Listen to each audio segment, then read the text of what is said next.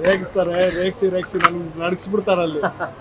ಎದೆ ಬಡಿತ ಜೋರಾಗಿದೆ, ಇನ್ನೇನೋ ಆಗಿದೆ, ಹೋಯ್ತು ನಿಂದು, ಬಂತು ನೋಡು, ನಾಳೆಯಿಂದ ಗೊತ್ತಾಗತ್ತೆ ಅಂದು ನಾನಲ್ಲಿ ನಂಗೆ ಆಗ್ತಾ ಇಲ್ಲ ಅಂದ್ರೆ ಮಾಡ್ತಾ ಇದ್ದೀನಿ. ಇವ್ರು ನಡುತ್ತಿದ್ಯಲ್ಲೋ ಇನ್ನೂ ಪ್ರೆಷರ್ ಆಗ್ತಾರೆ. ಅರ್ಧ ಇವರೇ ಕಟ್ಬಿಟ್ರು ಅನ್ಸುತ್ತೆ ಇನ್ನೇನ ಅಲ್ವಾ?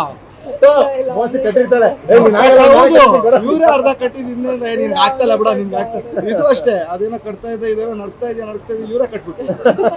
ಆಯ್ತು ಬಿಡಪ್ಪ ಅಂತ ಏನೋ ಅದು ಏನು ನನ್ ಕೈ ಇಟ್ಕೋ ಸಾಕು, ನಾನೇ ಕಟ್ತೀನಿ ಅಂತ.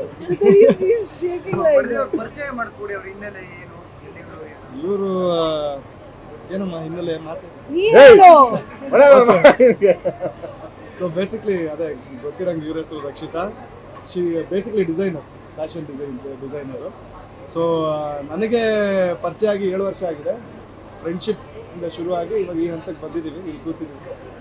But good. ಆವಾಗ ನನಗೆ ಆ್ಯಕ್ಚುಲಿ ಮೀಟ್ ಮಾಡಿದ್ವಾಗ ನಾನು ಶುರುನೇ ಮಾಡಿರಲಿಲ್ಲ, ಏಕಲವ್ಯನೂ ಶುರು ಮಾಡಿರಲಿಲ್ಲ, ಇವರು ಡಿಸೈನಿಂಗ್ ಇನ್ನೂ ಶುರು ಮಾಡಿರಲಿಲ್ಲ. ಇವಾಗ ರೀಸೆಂಟಾಗಿ ಮೇ ಬಿ 4 years ಇಂದ ಆಗಿದೆ ಡಿಸೈನಿಂಗ್ ಶುರು ಆಗ್ಬಿಟ್ಟು. Very independent basically. ಅವ್ರ ಬಗ್ಗೆ ಹೇಳ್ಬೇಕಂದ್ರೆ ವೆರಿ ಇಂಡಿಪೆಂಡೆಂಟ್, ವೆರಿ ಅದೇ ಕಾನ್ಫಿಡೆಂಟ್.